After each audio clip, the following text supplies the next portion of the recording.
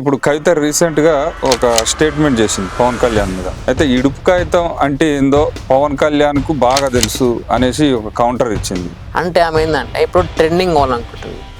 ఎవరు ఉద్దేశించాలి, ఎవరిని అడగాలి, ఆమె అన్న మాట ట్రోల్ చేస్తున్నారు. అవును, 10 మందికి తెలిసింది. అంటే అసలు ఫేమస్ కావడానికి ఏదైనా చెప్తే అయిపోద్దా? కవితక్క ఏమంటుందంటే అమ్మని అవుతా తెలంగాణ రాష్ట్రానికి, భవిష్యత్తులో కవిత సీఎం అయ్యేటటువంటి అవకాశం ఉందా? ప్రతి ఒక్కరు చెప్పేది అదే, నేను అది చేస్తా ఇది చేస్తామని చెప్తారు, అవుతారు. తర్వాత ఏం చేస్తారు? ఎవ్వరు ఏ ప్రభుత్వం మనకి ఏం చేయదు సార్. మిగులు బడ్జెట్ ఉన్నటువంటి తెలంగాణ నేడు 4 లక్షల కోట్ల అప్పుకు అయిపోయింది. అంటే దీనికి కారణం ఎవరంటారు? సరే, ఇప్పుడు కారణం ఎవరంటే మన ముఖ్యమంత్రి అని చెప్పాలి. ఇంకెవరు చేస్తారు అప్పులు? మేమేం చేస్తాం అప్పులు? అంటే మొత్తానికి తెలంగాణ రాష్ట్రాన్ని ఏర్పాటు చేసుకున్నది అప్పుల తెలంగాణ చేసుకోవడానికేనా అనేసి తెలంగాణ వాదులు ఫైర్ అవుతుంది. అవును సార్, ఇప్పుడు తెలంగాణలో అన్నీ కావాలి, బడ్జెట్ లేదు. అప్పుల రాష్ట్రం అయింది ఆల్రెడీ. అప్పుల రాష్ట్రం అయిపోయింది, అప్పులు అయిపోయినాయి. ఆ అప్పులు తీరువారు ఎవరు? ఇంకా చేస్తాం, తెలంగాణ అమ్ముకోవాల్సింది అప్పుడు. ఇంకా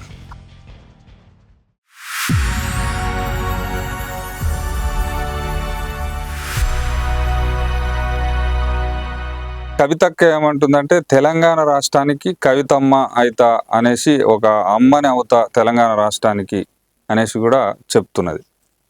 మరి భవిష్యత్తులో కవిత సీఎం అయ్యేటటువంటి అవకాశం ఉందా? సరిగా ఎవరు ఏమవుతారో మనకు తెలియదు. పబ్లిక్ నమ్ముతారా నమ్మరా అది తెలియదు. ప్రతి ఒక్కరు చెప్పేది అదే, నేను అది చేస్తా ఇది చేస్తామని చెప్తారు, అవుతారు. తర్వాత ఏం చేస్తారు? ఎవ్వరు ఏ ప్రభుత్వం మనకి ఏం చేయదు సార్. ఎవ్వరు ఏం చేయరు. ఇచ్చే హామీలు చెప్తారు అంతే, ఇది ఇస్తాం అది ఇస్తామని చెప్తారు, చేస్తారు. అంతకు మించి ఏం చేయరు. నీకు జాబ్స్ అంటారు, జాబ్స్ ఇస్తారా? జాబ్స్ రావాలంటే టాలెంట్ ఉండాలి, చదవాలి. నీకు చదవంది నువ్వు ఏం చేయదు, జాబ్ కావాలంటే జాబ్ నీకు ఎందుకు ఇస్తారు? Government job. నీకు టాలెంట్ ఉండాలి.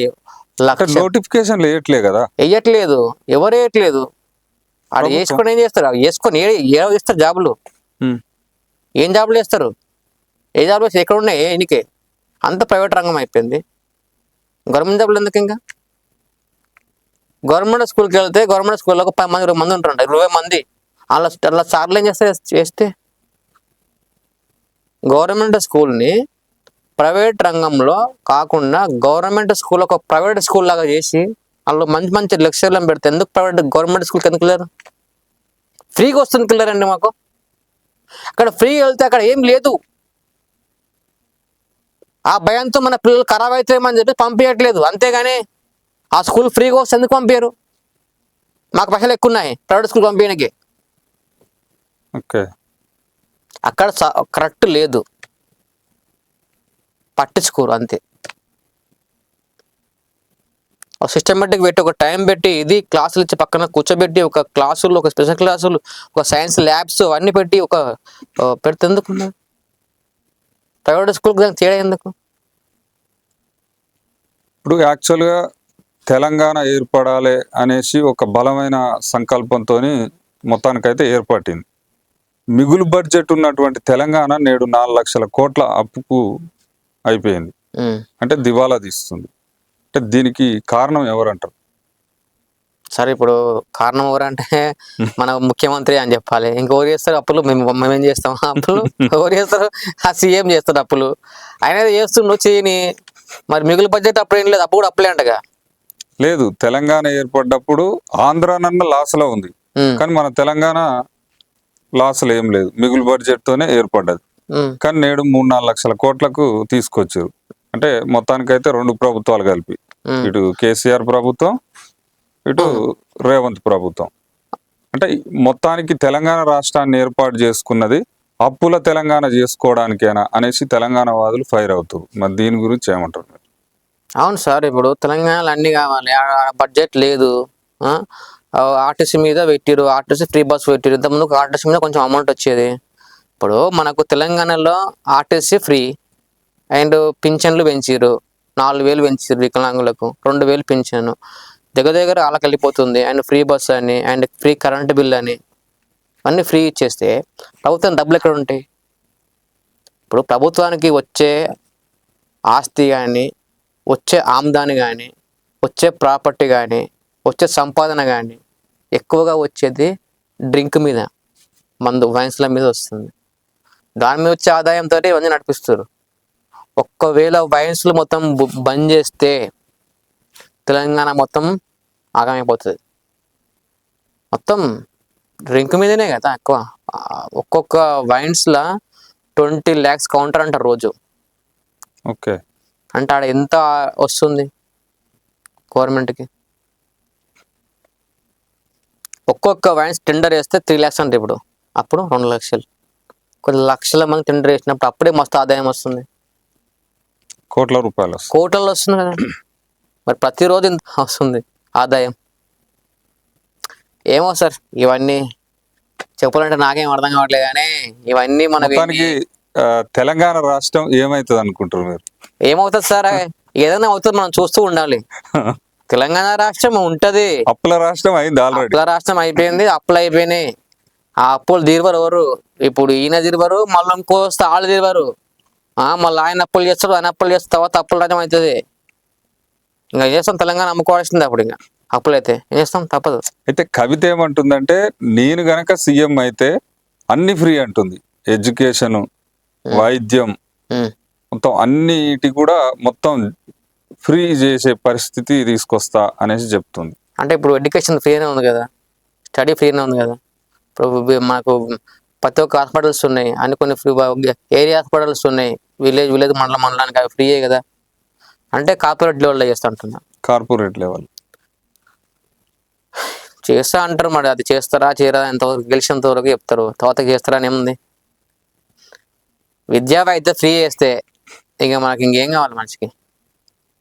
అది ఎవరి తరం కాదు సార్. తమిళనాడులోనే కాలేదు ఫ్రీగా చెప్పడానికి.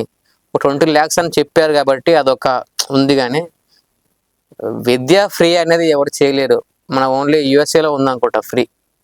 ఇక్కడ మన తెలంగాణలో కానీ మన ఇండియాలో ఇంకా రాకపోవచ్చు అన్న ఉద్దేశం.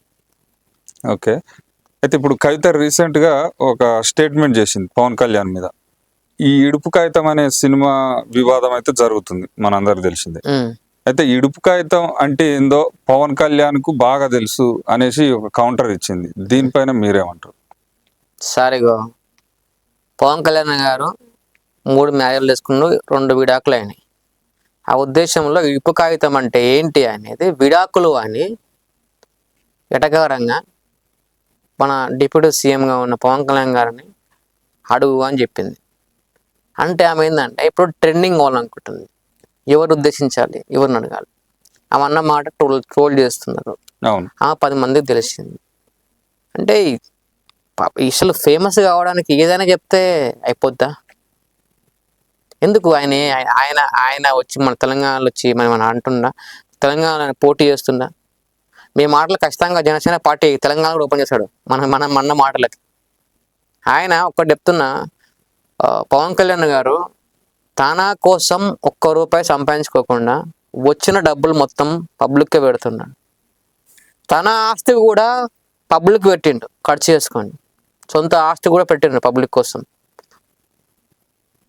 మీకు ఆయన గురించి అర్థం కావట్లేదు. నెక్స్ట్ ఒకవేళ ఆంధ్రాలో ఎలక్షన్స్ పెడితే డిప్యూటీ సీఎం కాదు, సీఎంగా అయినా తప్పలేదు. అట్లాంటి సేవ చేస్తున్నాడు.